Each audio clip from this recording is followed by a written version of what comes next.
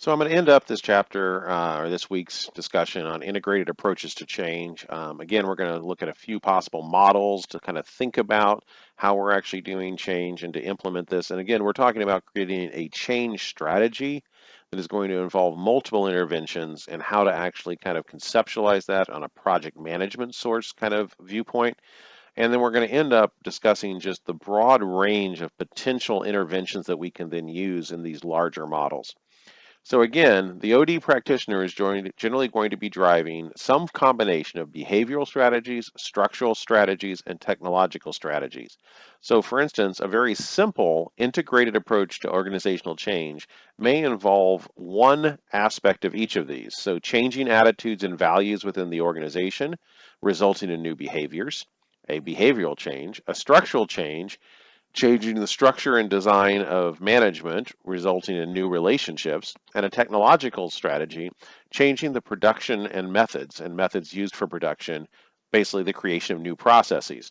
And improved performance is going to be the outcome of all of these, and they're all going to play on top of each other.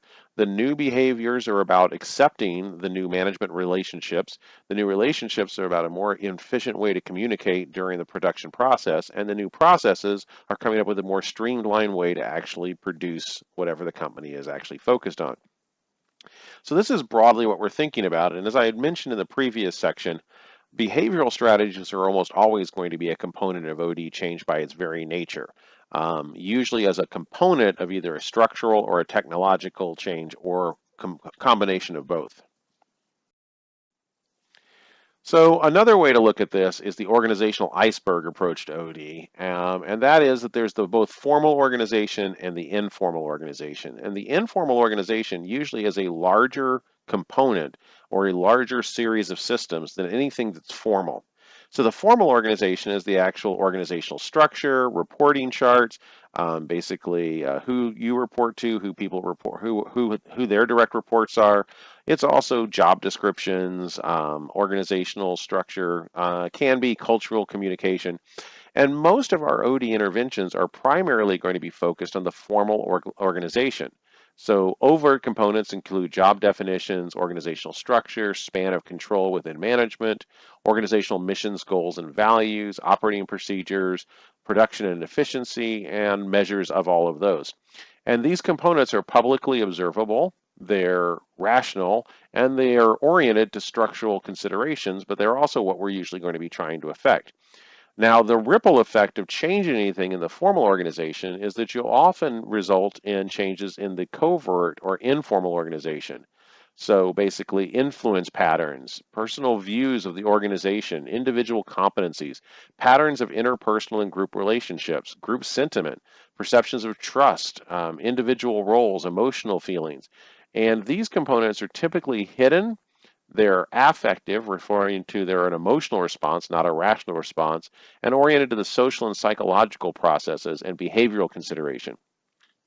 So structural and technical changes will definitely be mainly focused on the formal organization.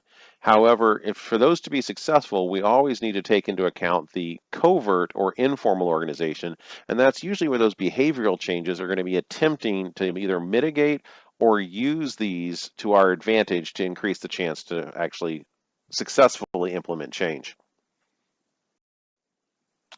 So a stream analysis chart is another way to think about this. And basically, again, we have our three components: behavioral interventions, structural interventions, and technical interventions. And then we want to think about it from kind of a project management viewpoint of what is the time span of this change. So for example, the structural change may simply be a change in the chain of command and who reports to who and span of control. So that may be rolled out very early, single intervention, basically let people know here's the new reporting structure, here's the new organizational charts.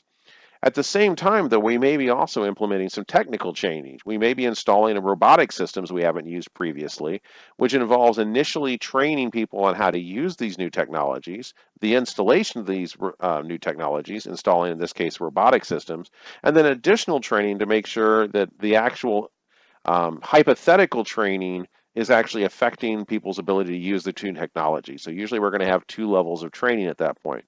So there's three aspects here across those 12 months.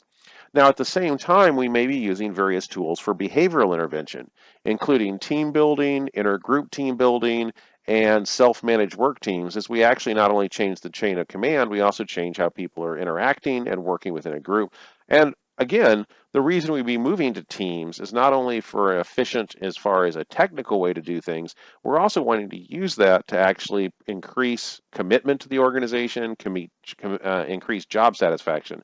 So usually the outcome of a behavioral goal is going to be more of that informal structure, the emotional experience of the organization, while structural and technical changes are usually going to be more on the formal changes to the organization, the actual outcomes.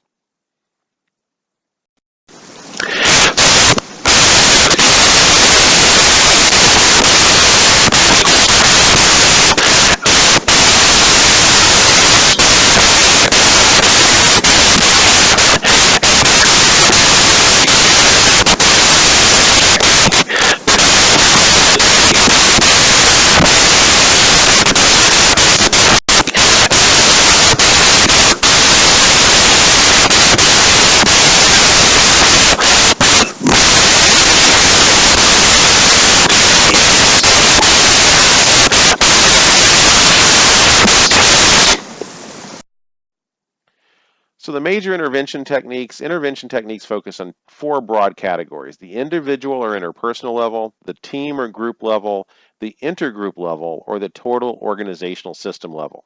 So the first question we have when deciding on a technique that we want to use is, who are we trying to affect? Are we trying to affect individual change? Are we trying to affect small group change? Are we trying to affect how individual groups or departments interact with each other? Or are we trying to change the entire organization? So let's just look at some of these interventions. OD interventions behavioral. So again, for individual behavioral, we have employee empowerment plans, process interventions, laboratory learning, career planning, management grids, stress management, biofeedback, management by objectives, and goal settings. And like I said, we're going to go over each one of these techniques as we move through the class.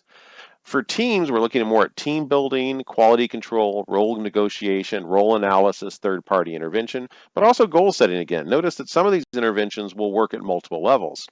With inner groups, so how various teams and groups work together, we may have third-party interventions, organizational mirror, process interventions, again, grid OD, total quality management.